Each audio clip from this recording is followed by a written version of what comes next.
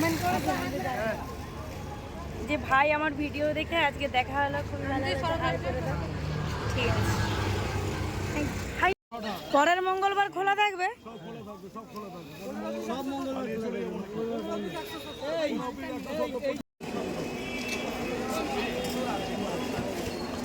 মলটা কোথায় বল?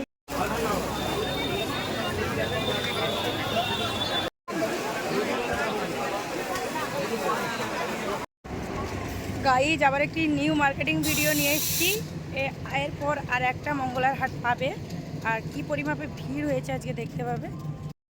হাওড়া মঙ্গলহাট আসার জন্য হাওড়া স্টেশন চলে এসেছি। আর গাইজ আজকে যে পরিমাপে ভিড় হয়েছে, আমি তো এন্ড পর্যন্ত কোনো ভিডিওই করতে পারিনি, কিন্তু কোথাও কোথাও বাকি নেই দোকান বসার জন্য। প্রত্যেকটা জায়গায় একদম পরিপূর্ণ হয়ে আছে, কারণ মানুষ এই হাটেই বেশি কালেক্ট করে নিচ্ছে। এরপরে তার হবে না, কারণ অনেকেই অনেক ড্রেস ফিট করার থাকে বা ড্রেস দেওয়ার থাকে, সময় পাবে না।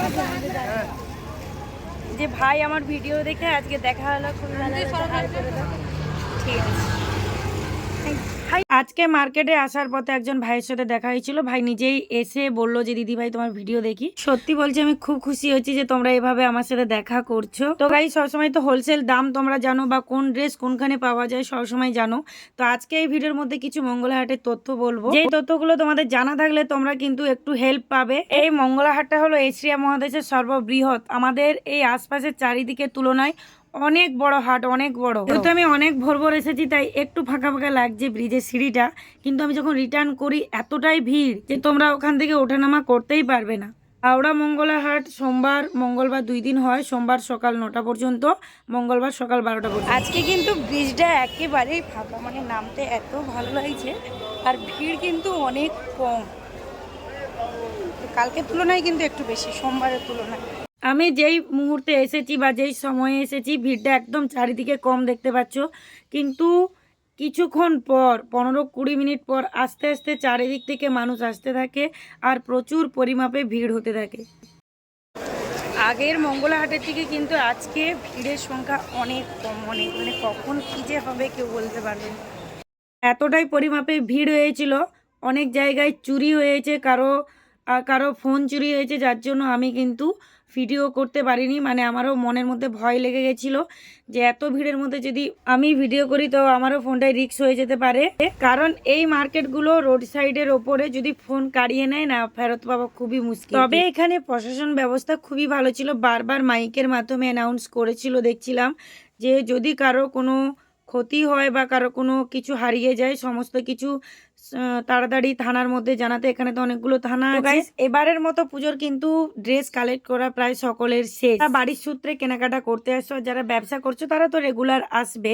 তবুও বলে রাখি, পুজোর 1 মাস আগে থেকে কালেক্ট করা বা পুজোর 15 দিন আগে পর্যন্ত কালেক্ট করে নেওয়াটা খুবই ভালো, কারণ আমি নিজেই তো ঠকছি, আমাকে প্রত্যেক হাটে যেতে হচ্ছে, কারণ আমার আর্থিক অবস্থা খুবই শর্ট।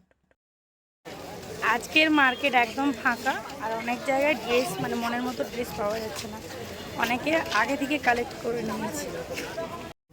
যেগুলো নিউ দুর্গাপূজার কালেকশন আসে সেগুলো কিন্তু অন্তত 1 মাস আগে থেকেই এইসব হোলসেল মার্কেটে চলে আসে। এই যাদের বড় বিজনেস, যা প্রচুর প্রচুর টাকার ব্যবসা করছে, তারাই কিন্তু আগে থেকে সমস্ত কিছু কালেক্ট করে নেয়। শুধু 1 বান্ডেল নয়, 1 বান্ডেল বা 1 সাইজের উপরে প্রচুর, সেক্ষেত্রে তারা কিন্তু পুজো পর্যন্ত সেল করতে পারে। আর যারা খুব ছোটোর উপরে ব্যবসা করছে, তারা ভাবছে হয়তো লাস্টের দিকে নেব বা প্রত্যেক সপ্তাহে এসে নেব। একই রকম সাইজ, একই ডিজাইন প্রত্যেক হাটে কিন্তু পাওয়া যায়। যারা ভাবছে পুজোর কার দিকে এলে, পুজোর সময়ে এলে কালেক্ট করব, ততটা ভালো ড্রেস আসে না, বা যেগুলো বাছাই হয়ে যায় সেগুলোই থাকে। তবুও অনেকে মনের মতো ড্রেস পায়, অনেকে পায় না, প্রায় পায় না। যেমন আমি অনেক ড্রেস পছন্দ করে রেখেছিলাম, এই ড্রেস নেব ওই ড্রেস নেব, কিন্তু পাই। যে নিচে থেকে পোড়াহাটের ভিডিও করলাম, পোড়াহাটের থেকে এখানে আসতে অনেকটাই সময় লেগেছিল, যার জন্য বুঝতে পারছো শাড়ির মহলে কতটা পরিমাপ ভিড় লেগেছে। কিন্তু সময় হয়েছে সকাল 7:30। শাড়ির মার্কেটটা যেহেতু দুপুর 12টা-1টা পর্যন্ত খোলা থাকে, সেক্ষেত্রে